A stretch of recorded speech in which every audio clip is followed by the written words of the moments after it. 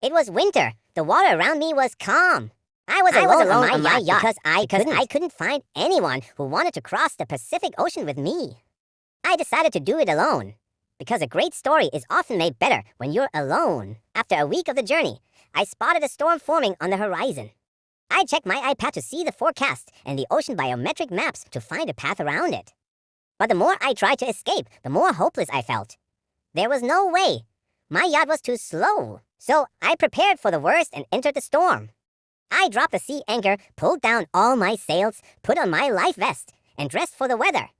Then I went into the cabin and hoped the storm wouldn't pull me off my path, because it was coming from the exact direction I needed to go.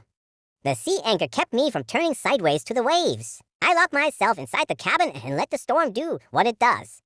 And it did everything. It made every decision I had ever made feel regrettable. Everything in the cabin floated around, the whole kitchen flipped upside down.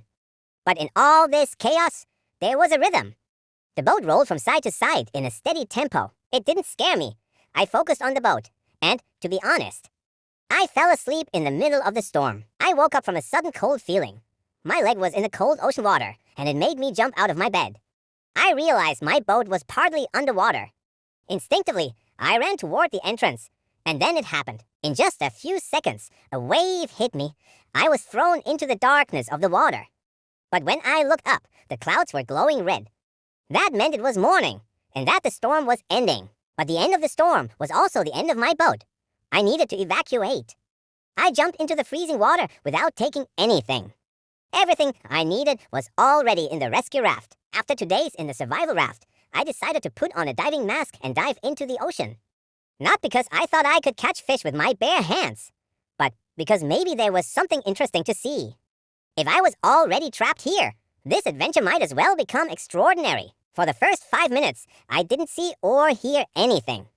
But after that, I began to hear a strange sound, the same sound I heard when I first swam with dolphins in the Red Sea. Two blurry figures appeared and swam closer to me. The one in the distance was a shark.